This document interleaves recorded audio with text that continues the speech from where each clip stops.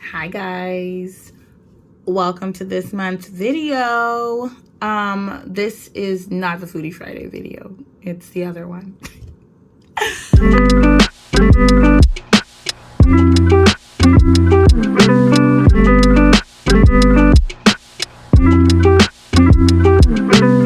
Numero dos is health insurance. Oh my gosh, such a big thing in the US about so many people like not having health insurance, especially when it came down to like this COVID times, even like flu season and stuff, people having to take off work, stuff not being covered. It's been a debacle for a long time. The US has a long way to go. Anyway, every country I've lived in Asia has given me health insurance. The health insurance varies from place to place. What's included, what's not included. For me, the best health insurance I've had so far is, I'm gonna say Taiwan, only because one, I've lived here longer, so I have a little bit more experience. I'm a pretty healthy person. I'm just fat. I don't really have health issues. So, but lately I've had to go to the hospital a bit more because of my fall, getting checkups and things like that. So that's the reason why I've kind of used my insurance a bit more in Taiwan. In Korea, I really liked that I could go to the dermatologist for free, including like medicine and stuff.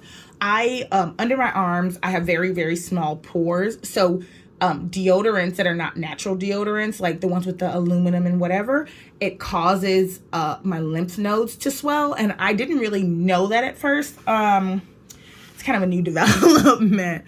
And so I was going to go to the hospital, and then people were like, no, go to the dermatologist because it's like a skin thing. And I was like, okay.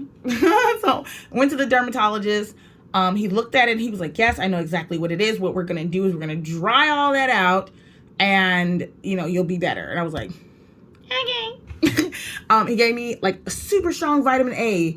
And I didn't realize vitamin A dried you out like that. Oh my goodness. It was like my armpit had a baby. It was like a rock. Like it was like that. It was hard. We'll say it was like this. Like I have a picture somewhere. It's really gross. I don't think I'm gonna attach it. But it was like this. It was huge. Like literally in the palm of my hand. And I only got charged I think it was like $3 to do that. To see the doctor, get medicine, everything for that. I was like, what is happening? Then in China, I didn't go to the hospital a lot because it always made me feel weird. Most of my experiences in China made me feel weird, and just looked at differently and treated differently. And I just didn't like it. So I only went to the hospital when it was required for visas and stuff like that. And those type of things were covered, like blood work, things like that. All those things were covered. So that's why China's not high on my list for the health insurance thing. In Taiwan, I've gotten all sorts of stuff. I've gotten x-rays. I have gotten surgeries. I have gotten gynecology visits. It wasn't a major surgery. It was a minor surgery. I had a birth control in my arm here, and they had to take it out. And it's still technically a surgery because I had to be cut open to get it out. So all those things, most of them were included. Some things I had to pay out of pocket, but it still was not as expensive as it would be in the US. So yeah, definitely health insurance is top on my list. For me, if I can help it, I'm going to set myself up in a way that hopefully I will never be in a place living without health insurance, especially as I get older because, bodies age and things start to, break. So though I'm relatively healthy now, I hope and pray it stays that way, but just in case it doesn't, I do need this as a backup plan. So yeah, health insurance is my number 2. Numero uno. For me, number 1 is safety.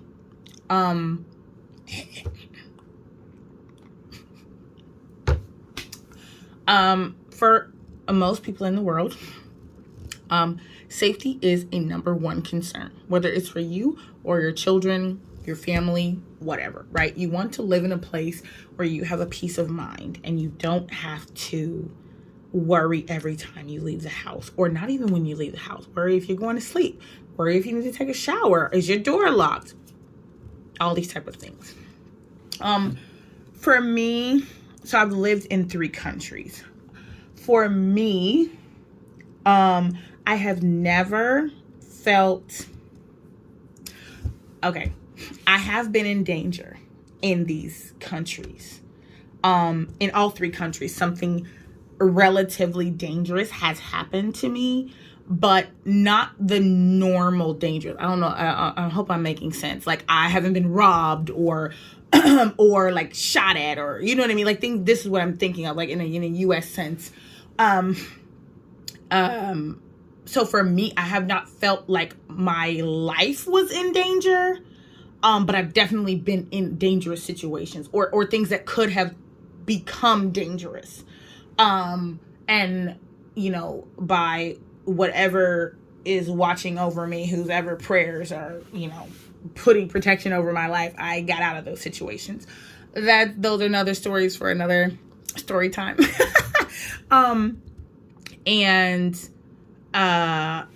For me, I would say it's all pretty across the board. I think I'll still put China at number 3, only because it's not that I couldn't walk around at night. It's not that I couldn't like do things in the evening or things like that. But there were a lot of, you really had to pay attention. You couldn't just be. You would have to be like, not doing that because this person might try to scam me, or this person is like, why are they right next to me? Or, you know what I mean? And like I said, it's one of those things where it was kind of like that kind of thing. You got to be careful of kind of like scammy stuff, but not necessarily like murder. Like, obviously there's violence in every country, right? I'm not trying to say that there isn't, but when I'm in the U.S., again, in the U.S. either, I've never been accosted, I've never been robbed, nothing like that, thank goodness. But in the U.S., like, because it's such a dense population and whatever, it's definitely more prevalent, like in our news and things like that, especially gun violence. You know what I mean? So yeah. Yeah. So safety for me is definitely high on my list. Like, in Korea and in Taiwan, drinking outside is legal, to my knowledge, from what I'm aware of. Drinking outside is accepted and legal. So if you buy a beer from 7-Eleven, you can crack it open and just sit and drink it. Like, you don't have to be at a restaurant or anything like that. Like, drinking while driving is illegal, but you having a drink outside while you're out doing something is not. I enjoy that part. Not that I drink a whole lot, but, you know, sometime in the U.S. it's a little bit like, dang, I didn't finish my drink. And I gotta go. But here, you can just walk outside and be like, I didn't finish my drink, but I can walk home and finish it, you know? Walking outside at night, like if I wanted to go for a walk around my neighborhood, which a lot of people do. Like, I live in a gated community, so I'm a little bit biased right now. But even in Korea, I didn't live in a gated community. And me walking around, I could just walk. You know what I mean? I didn't have to keep like looking behind me like, oh God, is there, you know, a guy following me? Is there someone trying to hurt me? Like, I didn't have those experiences. That's actually another girl that I had followed on YouTube like many years ago. Her saying that she could walk down alleys and stuff without being bothered really is one of the things that like made me want to move to Asia. I was like, I want to feel that kind of safety in my life. And so here I am. And I remember I was on the phone with my mom one time, and I was walking from the bus station. The bus station was about 15 minutes from my house. My mom was freaking out because it was nighttime. And I was just la-da-da on the phone. My mom's like, go in the house. Why are you just walking? When are you getting home? I'm like, Mom, nobody's bothering me. Nobody cares. As long as I cross the street, because it's safe. But let me tell you how they will kill you with their cars. That's a story for another day. Just look up statistics about like vehicular like violence in these countries, and you'll be like, damn, how you drive there? Anyway, so as long as I cross the street, other than that, I'm okay. You know what I mean?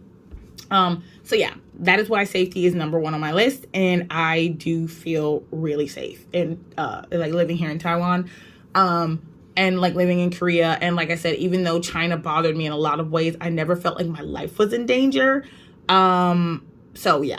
So that for me has been, yeah. And even in, like I visited Thailand, I visited Singapore, all those places. I never felt like someone was going to hurt me. So I really appreciate that, in my travels and going out and, you know, exploring more of this wonderful world we have. So yeah. Those are my 10 things. Yeah, I'm going to do another video, probably next month, of 10 things I do not like about living abroad. Yeah. So stay tuned, and I will see you on Friday for my Foodie Friday video. So, hit you back soon. Bye.